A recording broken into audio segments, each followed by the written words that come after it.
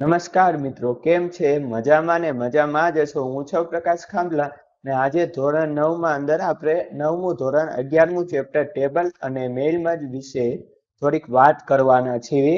તો મિત્રો આ પાઠ અંદર શું શું આવે એની ઉપરથી હું તમને થોડીક માહિતી એની આપી દઉં કે આ પાઠમાં આપણે શું ભણવાના છીએ, શું અભ્યાસ કરવાના છીએ. આ પાઠ અંદર આપણે જોશું કે કઈ રીતે ટેબલ બનાવવાનું છે તે અને મેઇલ મર્જ તમે 7મા કે 8મા ધોરણમાં શીખી ગયા છો કે એક સાથે ઘણા બધા વ્યક્તિને મેઇલ કરવો હોય તો તમે કરી શકો. સેમ ટુ સેમ મેઇલ કરવો હોય અને અલગ અલગ ખાલી એડ્રેસ ઉપર તો તમે મેઇલ મર્જ કરી શકો. અને બીજું કે ટેબલ કઈ રીતે બનાવવું એના વિશે વાત છે આખી પાઠમાં અને એના વિશે આપણે ભણશું. અને બીજું કે મેઇલ મર્જ કઈ રીતે MS વર્લ્ડમાં બનાવવું તેનો વિડીયો મેં પહેલેથી જ આ ચેનલમાં મૂકેલો છે.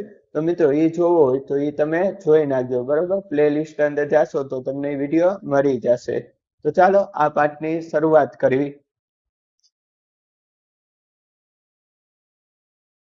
અગાઉના પ્રકરણમાં આપણે શબ્દ પ્રક્રિયક સોફ્ટવેરની લાક્ષણિકતાઓ જાણી, બરોબર. આપણે લાક્ષણિકતા જોઈ હતી કે કેવી રીતે રાઇટર સોફ્ટવેરનો યુઝ કરવો, રાઇટર સોફ્ટવેર વાપરવું, એની અંદર કઈ રીતે બુલેટ લગાવવા, કઈ રીતે એરો ને બધું લગાવવું. બીજું કે સ્પેલિંગ સુધારવા કંઈ પણ હોય તો એવું બધું રાઇટર સોફ્ટવેરની મદદથી આપણે કરી શકીએ છીએ. મિત્રો એ વિડીયો પણ તમે જોઈ નાખજો, 10મા પાઠનો આપણે મૂકેલો છે અને એના MCQ સોલ્યુશન પણ મૂકેલા છે. તદુપરાંત આપણી જરૂરિયાત અનુસાર નવો દસ્તાવેજ કેવી રીતે બનાવવો, સુધારવો, સજાવો અને કાઢી નાખવો વગેરે જાણ્યું. જો આપણે જોયું હતું કે કઈ રીતે એની અંદર ટાઇટલ લખવામાં, એડિટિંગ કરવું, આમ મસ્ત મજાનું બનાવવું, તો એ બધું આપણે જોઈ ગયા. આ પ્રકરણમાં આપણે દસ્તાવેજમાં સૌથી મહત્વના તેમજ સૌથી વધુ જરૂર પડતા ભાગ વિશે ચર્ચા કરીશું અને એ છે કે કોષ્ટક ટેબલ. મોટા પ્રમાણમાં માહિતી સાચવવા માટે કોષ્ટક વધુ ઉપયોગી છે. તો શું કીધું કે કોષ્ટક દ્વારા માહિતી સાચવવી હોય તો વધુ ઉપયોગી છે. ઘણીવાર આ કોષ્ટક દસ્તાવેજમાં વિસ્તાર પત્રકની ગરજ સારે છે. ઘણીવાર જો તમે આખું આમ ફોર્મુલો લખેલો હોય ને એની અંદર કોષ્ટકની ગરજ સારે છે. જો કોષ્ટકને યોગ્ય રીતે તૈયાર કરવામાં આવે તો તેમાંની માહિતી દ્વારા આપણે શું કહેવા માંગીએ છીએ તે વાંચનાર સારી રીતે સમજી શકે છે. તો શું કીધું કે તમે શું કહેવા માંગો તે વાંચનાર સારી રીતે સમજી શકે છે.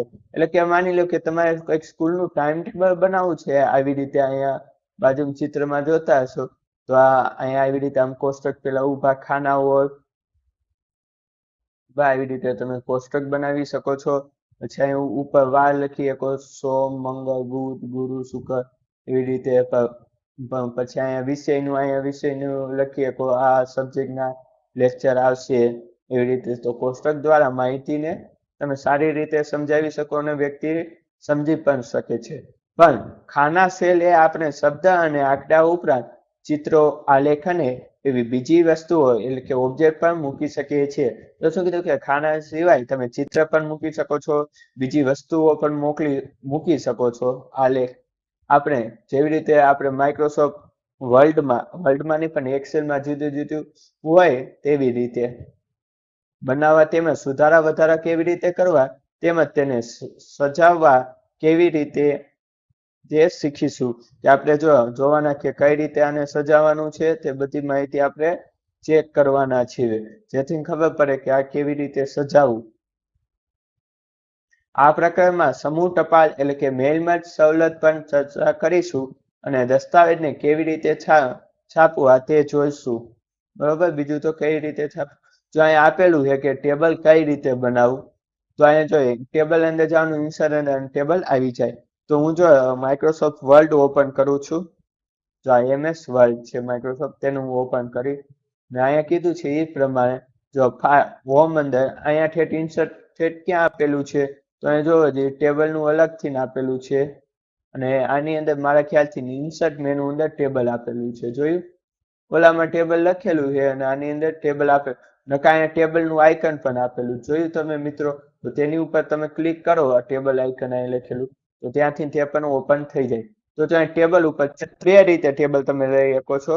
તો જો આવી રીતે આમ ખાના તમારી રીતે પસંદ કરીને એવી રીતે પણ લઈ શકો, નકા ઇન્સર્ટ ટેબલ કરી શકો. જો તેની ઉપર કરીશ તો જો આમ કીધું કે 5 કોલમ ને 2 રો, બરાબર, આપણે 3 રો કરી નાખીએ. અહીં હું 3 કરી નાખવાનું, ઓકે આપી. તો જો 1 2 3 4 ને 5 ખાના થઈ ગયા ને આમ રો 3 ને 5 ઓલા થઈ ગયા. હવે જ અહીં આપેલા છે ટેબલના અહીં પોઈન્ટ પણ આપેલા છે કે જુદા જુદા જાતે મતલબ કે આ લાઈન મારે જાડી કરવી છે તો હું આવી રીતે સિલેક્ટ કરીશ એટલે જાડી થઈ જશે. બરાબર, હવે માની લો કે આ લાઈન પાછી થોડીક નાની કરવી છે મારે, તો આવી રીતે ઉપર એક કોષ્ટક બની જશે. ડાયરેક્ટ આની માથે હું આંકી જઈશ લાઈન તો એમને એમ નાની થઈ જાય. હવે મિત્રો અહીંયા જો ઘણા બધા આપેલા છે ટેબલની 3 ડોટ વાળી લાઈન છે, 2 ડોટ વાળી છે. તો હું મારા ખ્યાલથી આ લાઈન કરું છું એ ઊભી, તો થઈ ગઈ 2 ખાના. નીચે કરીશ તો નીચે થઈ જશે. અને અહીંયા હું બોર્ડર પણ કરી નાખું. એટલે આવું ટેબલ થઈ ગયું. જો અને ઉપર ખાનું કરવું હોય તો અલગથી ઉપર પણ થઈ જશે. આવી રીતે તમે ટેબલ બનાવી શકો છો. બીજું છે કે ઇરેટ ટેબલ કરવું તો આવી રીતે આમ તમે કરી શકો. એકાદું ખાનું આ એટલું ભૂસવું હોય, ખાલી માની લેવા એટલું ભૂસવું હોય તો એ પણ તમે ભૂસી શકો છો. માની લો કે આ બંને ખાનાને મારે મર્જ કરવા છે તો તમે આવી રીતે મર્જ કરી શકો છો. થઈ ગયું ખાનું મોટું, અને એમ થાય કે એટલું ભૂસવું હોય તો આમ ભૂસાઈ પણ જશે સિલેક્ટ કરી. બસ આવી રીતે તમે ટેબલ પણ એડ કરી શકો છો. બસ આમાં એ જ બતાવ્યું કે કઈ રીતે ટેબલ એડ કરવું. તો આટલું થોડુંક લઈ લેવી ને તો હું પ્રેક્ટિકલ તમને કહું છું. બસ એ જ રીતે ધારો કે તમારે કાગળ ઉપર કે તમારી નોંધપોથીમાં કોઈ કોષ્ટક બનાવવું છે તો સ્વાભાવિક રીતે જ ખાના દોરતા પહેલા વિચારીને એ નક્કી કરવું પડશે કે આપણે કેટલી ઊભી અને કેટલી આડી હરોળની જરૂર પડશે. તો શું કીધું કે પહેલા તમારે નક્કી કરવું જોઈએ કે કેટલી આમ આડી હરોળની જરૂર પડશે, કેટલી આવી રીતે ઊભી હરોળની જરૂર પડશે. એવી રીતે તો કે મીંડી ચોકડી જેવું થઈ ગયું નહીં, ઓ એક્સ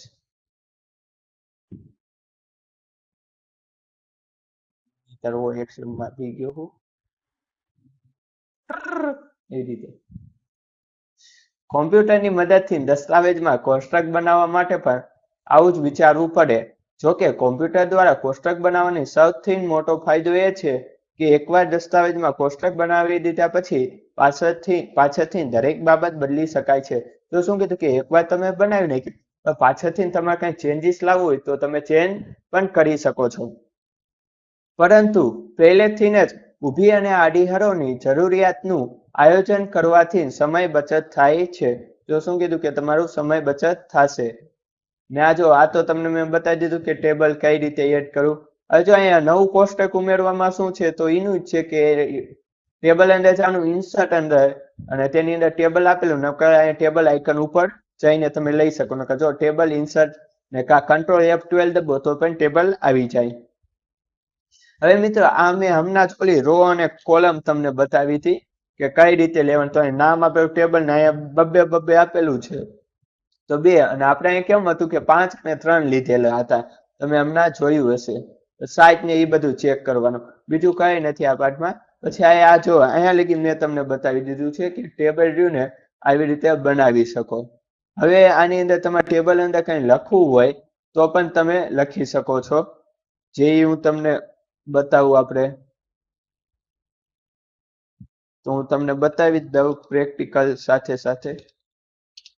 હું એટલે સાથે સાથે પ્રેક્ટિકલ પણ બતાવતો જાઉં છું. અહીંયા સાઈઝ 26 કરી નાખવું અને મારા ખ્યાલથી ના થોડુંક આટલું પરફેક્ટ છે, રેડી છે.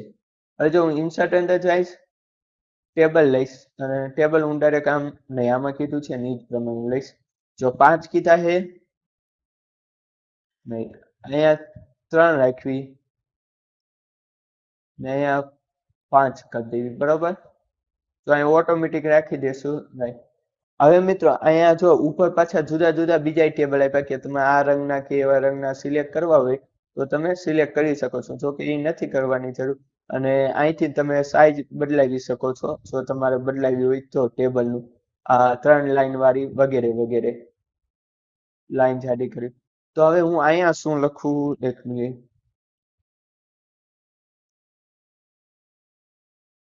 જો અહીંયા આપણે કરવી રોલ નંબર કરવું હોય તોય થશે,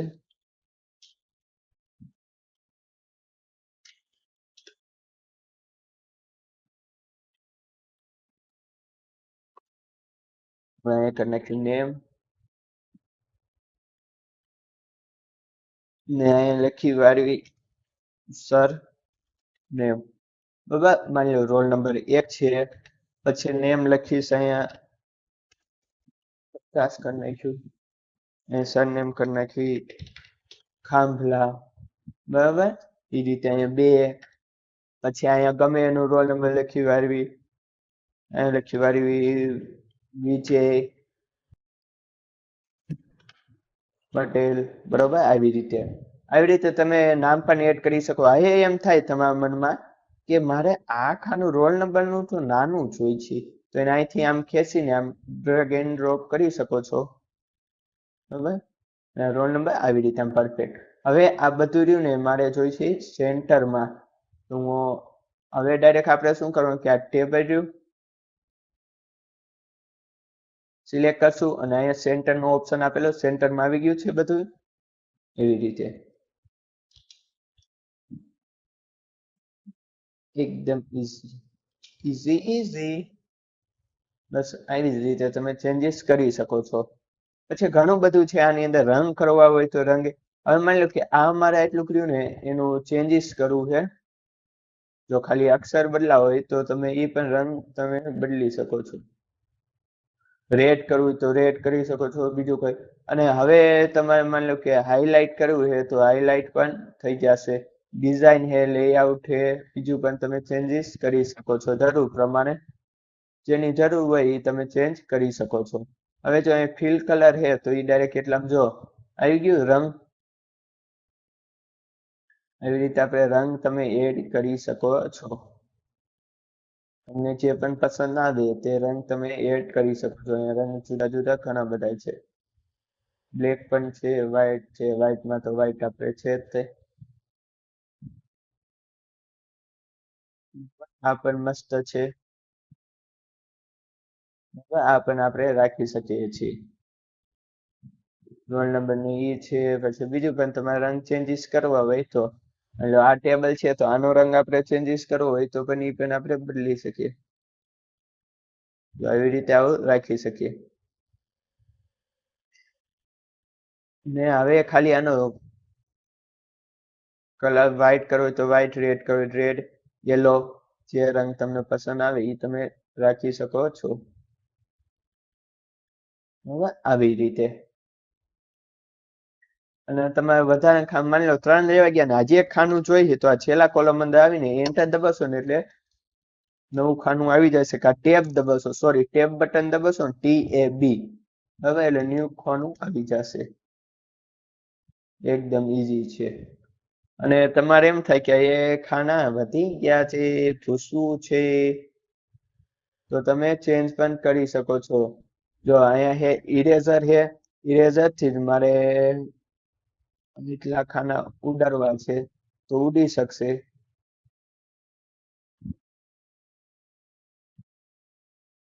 બરાબર, ઉડી ગયું. એવી જ રીતે તમે તમારી રીતે ખાનું નાનું મોટું કરી શકો છો. જેવું તમને અનુકૂળ લાગે તે પ્રમાણે તમે આનું યુઝ કરી શકો છો. અને ઉપર ટાઇટલ આપવું તો ટાઇટલ પણ તમે આપી શકો છો. તો બસ મિત્રો, આ તમને બતાવવાનું હતું. જો કોષ્ટકનું કદ સરખાવવા, ટેબલ સજાવવાની બધું મેં તમને રહ્યું ને ટૂંકમાં કહી દીધું. બાકી આમાં થિયરીમાં બહુ બધું ડિટેલમાં છે. એકું કામ બતાવ્યું, આવી રીતે આમ કરો, પેલું કરો. આ તમને મેં ટૂંકમાં ડાયરેક્ટ બતાવી દીધું કે આ રીતે યુઝ કરવાનું છે. આને જો આ બધું, આ બધા ટૂલ આપેલા છે ટેબલ ને એ બધું, એ તમને બધું બતાવી દીધું છે ઇન્સર્ટ કરવા. હવે જો અહીંયા રંગબેરંગી કીધું છે, જો અહીંયા જાન્યુઆરી, ફેબ્રુઆરી, માર્ચ છે, માર્ચ, હા એવી રીતે છે. જાન્યુઆરી, ફેબ્રુઆરી, માર્ચ. બિલો અહીંયા લખેલું છે નોર્થ મેન ને સાઉથ ને આ આંકડા આપેલા. તો એવી રીતે ઓલું જે મેં ટેબલ કર્યું હતું એ જ પ્રમાણે જો આમાં ખાલી રંગ કરી નાખ્યો છે અને આ બાજુ લખેલું છે, બીજું કઈ નથી. ઉપલું ખાનું ખાલી. તો આમાં શું કીધું 1 2 3 4 ને 5, 5 ઉભા રહેવાના છે ને આડા 1 2 3 4 ને 5. બરાબર, 2 5 5 સેમ ટુ સેમ લઈ લેવાના છે.